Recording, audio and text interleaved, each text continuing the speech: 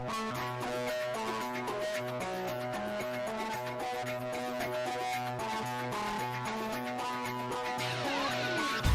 the final event of the day is the Harold Jarvis Handicap. One of the greats of WA racing, is almost iconic in status, is our Harold. And it's great to see Perth Racing honouring him with this event. It's over the 1200 metres and it's a pretty tough field to find the winner of. Don't worry about that. We'll have a look at the run of Zabadoo, chat with his rider Paul King. Mid-time's last performance is a beauty. Dan Zatrice blew them away at the midweeks. What about some of the other runners, Dion? Some other runners to keep an eye on, Marty. Group Memory. I know you unloaded on him last week and were only disappointed. Rooftop Grows. Diamonds and Chalk from the Christian Hawkins yard. Just for Sam. Clune to Killer. Jetta Sting. Lombo Choice also. Manila Boy from the Peter Fernie stables all the way over in Kalgoorlie. Nullagine resuming. Pimpala Domio, who's come from over east. Sleek Tanique, and also 10 Pin. All right, let's have a look at the run now of Zabadoo in the yellow, black with the green sash. Out in front where he likes it. Inside and one to Super Scenic. A further 2 lengths to Storm Closure, Rossler, and Alcedo is Backstone Motherless last at the 600. Up nearing the turn, the leader is Zabadoo, more than a length on Solinay and Run Benny Run on the fence. A length and a half to Burnsy, back behind them. Marku biding his time as they come around the bend. Mr. Lincoln looking to be extricated out off the fence, 2 lengths to 10 Pin. Super Scenic, Lombo Choice, and from well back Alcedo, Storm Closure. Zabadoo under the whip past the 200 in front. Mr. Lincoln about to gather him in with Burnsy. It's Mr. Lincoln coming at Zabadoo, Burnsy 10 Pin, then Alcedo. It's Mr. Lincoln, Burnsy 10 Pin, fighting back Zabadoo on the inside. Mr. Lincoln, Zabadoo, Burnsy, Mr. Lincoln. Mr. Lincoln holds on to win it from either Burnsy or Zabadoo. And here's the rider of Zabadoo, Paul King, talking with Wes Cameron. 1200 just seems to be his right journey. Yeah, I really don't know about that, Wes. I think that the horse is anywhere from 12 to up to a mile. I think the horse is capable of doing. He's a front-running type of horse, so when you start stepping over a little bit more ground, you generally get a little bit softer in front.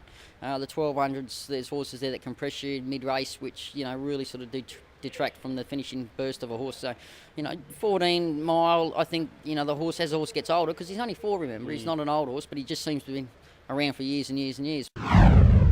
I think one reason why he probably seems to have been around for such a long period of time is his record. He's just really never out of the placings. Yeah, well, that's it. He's always runs in the first 3 generally. I think he's had 33 starts and run 27 or 28 placings. So, he always seems to be on everyone's mind. So it just seems like he's been around a lot longer than he actually has, But he's very clean-legged horse. He's got no vices in any aspect. So, you'd expect to see him racing constantly probably until he's 8 or 9, really. Next one to keep an eye on was the first up eye-catching run of Mid-Time. At the moment, he's 3rd from last, one off the fence in the brown and black colours. Classic Mid-Time, and the tail ender is D-picked and would be spotting the leader about 8 or 9 lengths at the 600. It's Valisha going very quickly in front nearing the bend.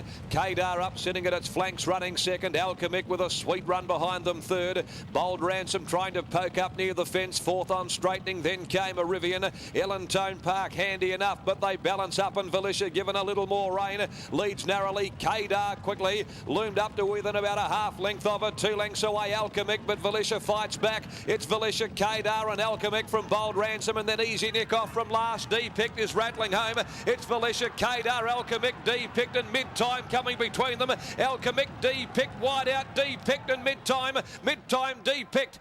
On the outside, D-picked and Mid-Time together. One other to keep an eye on is the past run of Danza Treese. Danza Treese was out of form before last start, but then she come out last start and done this. She's back 9th or 10th on the fence in the Perth Racing's club colours of blue, white and gold. Back near the inside, coming along the side of the course, Danza Treese, 1.5 away. Next of all is Lilac Moon. They're followed by Don't Say a Word, who's got well back in the field with Medicaid, Miss Damon's Halo, Scotty Storm. At the 500 though, over on the outside, going up there now is Sweet Record looking for the lead. Revelo hanging like a wisdom tooth around the turns, gone via the Cape. They straighten up though, Sweet Record. And over on the inside, the 19th hole together, coming between them though now is Danza Treese with a run. A length and a half, Sister of Spirit, Sharp and and Sassy. Metal Mayhem behind those. At the 150 though, and on the inside, Danzatrice burst through, grabbed the lead. Danzatrice has kicked away. Well, I hope this is Danzatrice anyway. It's pulled clear close to home. There's an upset result, beat Sharp and Sassy. Well, selections here in the last found it a very difficult assignment. I just think there could be enough speed for 11 Manila Boy to chime in late and blow them away. This was a big run in Calgary last start. Young Kennedy clipped heels when he was trying to get across the back of runners, almost sold out before he descended. But I think the mistake he'd made was earlier on when he let a couple get in front of him before the bend. He needed to be off and moving then, and just set the horse too tough a task. And when he let down, by gee, he covered some ground. Like the look of him, there's a big stable wrap on this fellow. He's got form over east against horses like Fashions of Field. And don't be surprised if they bet good odds, you want to be on him each way here.